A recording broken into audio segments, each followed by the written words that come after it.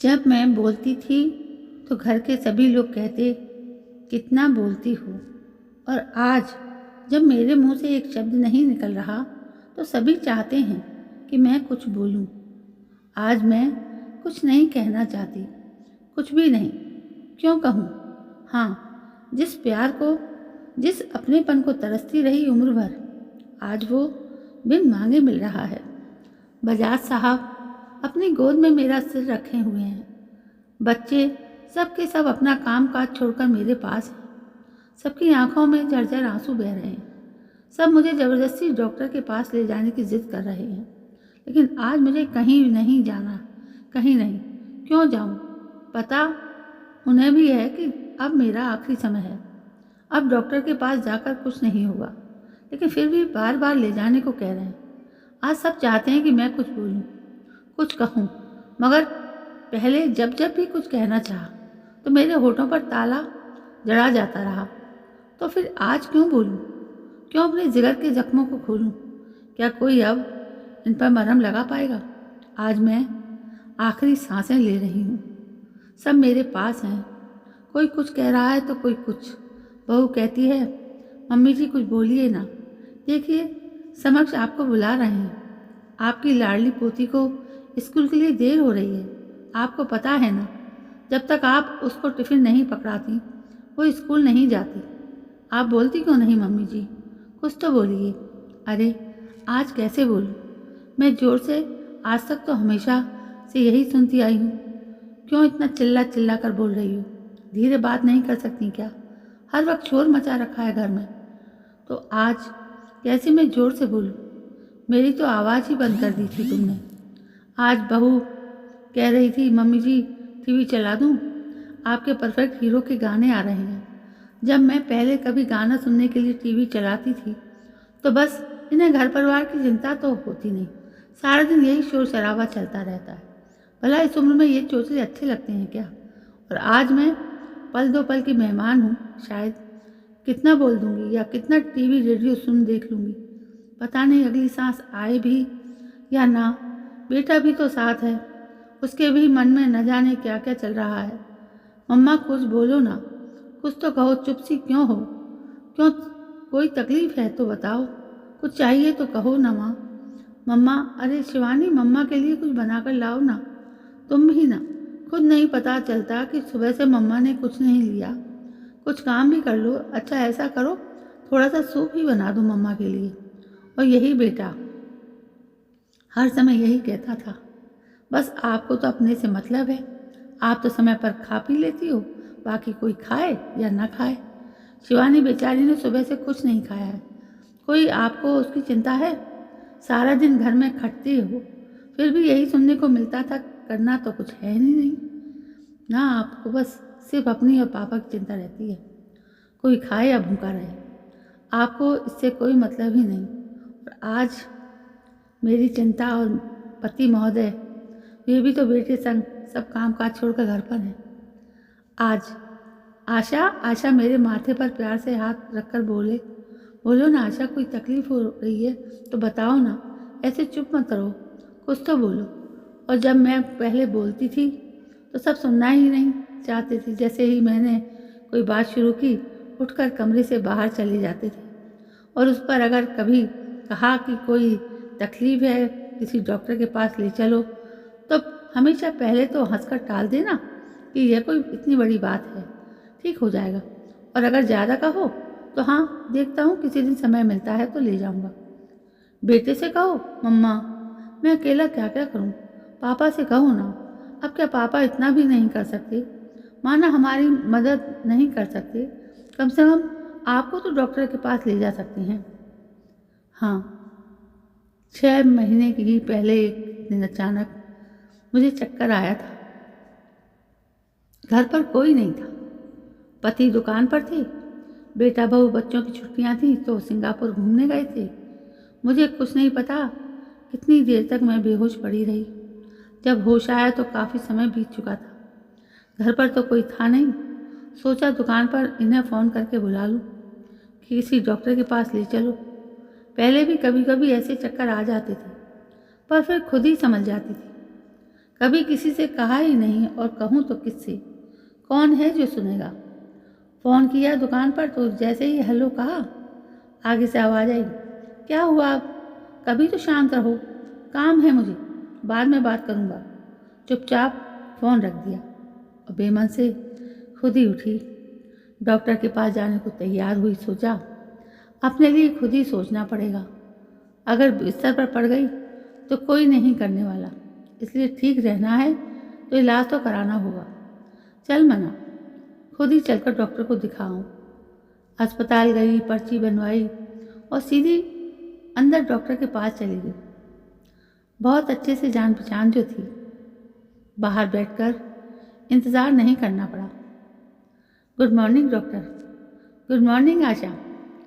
आज आप कैसे? सब ठीक है ना? काफ़ी समय बाद दर्शन दिए। और हंस पड़े डॉक्टर साहब। अरे डॉक्टर साहब, सब ठीक है, बस आज ऐसे ही चक्कर सा आ गया था। मैंने डॉक्टर को सारी बात बताई। ये भी बताया कि डॉक्टर, मेरी पीठ पर भी कोई गांठ सी है। पहले तो छोटी सी थी, पर अब कुछ समय से लगातार बढ़ रही है। ज़रा वो भी देखिए। अरे दिखाइए, गांठ कैसी है? वो तो आपको दिखानी चाहिए थी। गांठ देखकर उन्होंने कहा, कब से है ये गांठ? लापरवाही ठीक नहीं। चलिए पहले तो आप ब्लड टेस्ट करा लें, फिर रिपोर्ट आने पर देखता हूँ। ओहो डॉक्टर साहब, अब इतनी सी बात के लिए क्या टेस्ट वेस्ट? बस कोई दवा लिख दो। ये इतनी सी बात नहीं है। आप बहुत लापरवाही करती हैं। कहाँ है बजाज साहब? ज़रा उन्हें बुलाइए, उनसे बात करते हैं। डॉक्टर साहब, वो तो आज टूर पर गए हैं, शहर से बाहर है। झूठ बोल दिया, इज्जत तो रखनी थी। झूठ तो बोलना ही पड़ेगा ना। इतनी देर में टेस्ट की कुछ रिपोर्ट्स आ गई। कुछ 2-3 दिनों के बाद आनी थी। जो रिपोर्ट्स आई थी उन्हें देखकर लग रहा था कि कहीं कुछ तो गड़बड़ है। जो रिपोर्ट देखकर डॉक्टर की आंखें फैल गई थी। साथ ही डॉक्टर से इंग्लिश में कुछ बात की उन्होंने और मुझे थोड़ी सी दवा लिख दी थी। बाद में 3 दिनों बाद आने को कहा और जोर देकर कहा कि बजाज साहब को साथ लेकर आऊँ, लेकिन किसी को समय ही कहाँ है मेरे लिए। 3 दिनों बाद भी मैं अकेली ही गई डॉक्टर के पास। कहिए डॉक्टर साहब, क्या आया है रिपोर्ट में? मैंने हंसकर कहा, कुछ नहीं। डॉक्टर ने कहा, बस इतना कहा। बजाज साहब नहीं आए? मैंने कहा, आ रहे थे, कोई ज़रूरी काम आ गया अचानक तो जाना पड़ा। तो बेटे को साथ ले आते। दरअसल बच्चे बाहर गए घूमने, छुट्टियां हैं ना। क्या हुआ आप मुझे बताएं। बीमार तो मैं हूँ, ऐसा क्या हो गया मुझे? मरने वाली तो नहीं ना?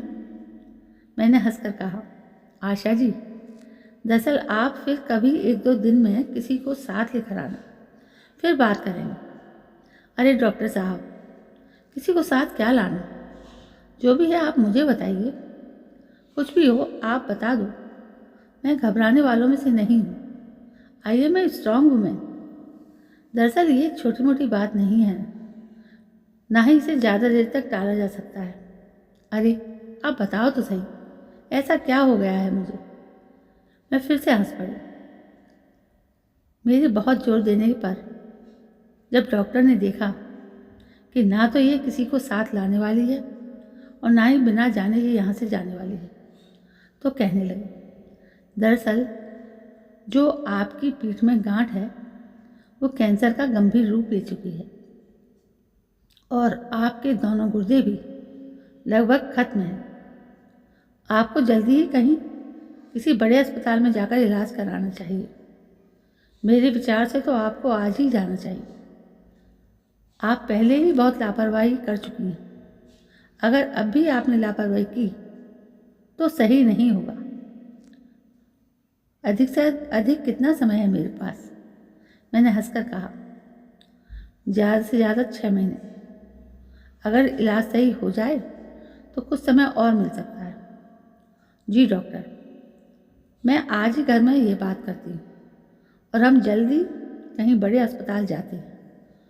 वहाँ तो मैं ये कहकर घर आ गई, लेकिन रास्ते पर यही सोचती रही क्या किसी के पास वक्त है मेरे लिए कि मेरी बात सुने या मुझे कहीं इलाज के लिए लेकर जाए?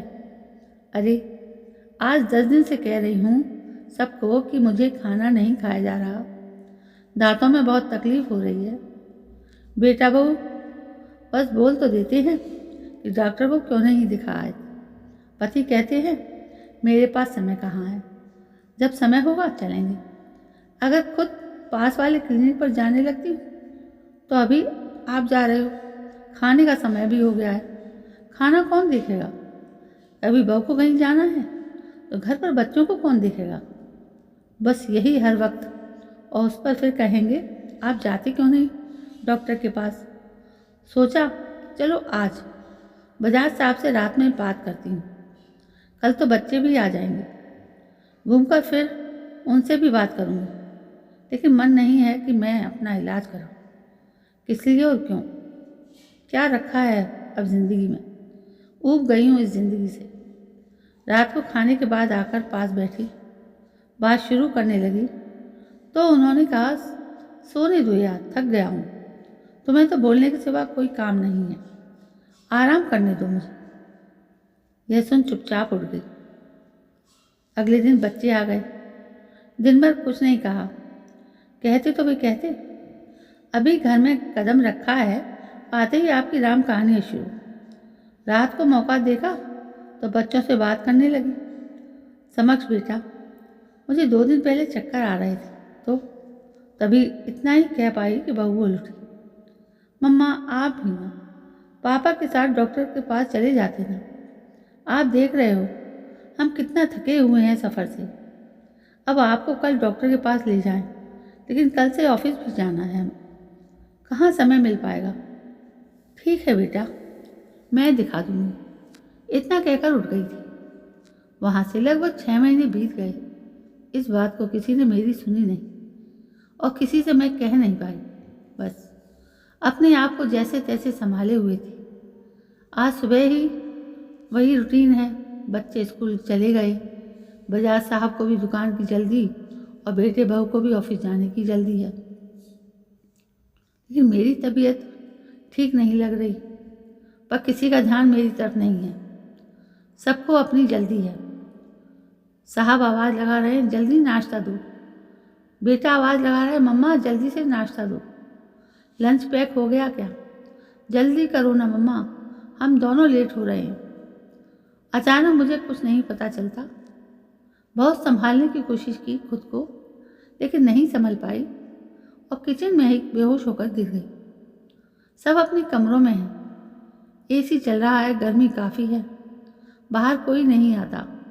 सब कुछ कमरे में चाहिए सबको। जब लंच बॉक्स नहीं पहुंचा कमरे में, बेटा झुंझलाता हुआ बाहर निकला।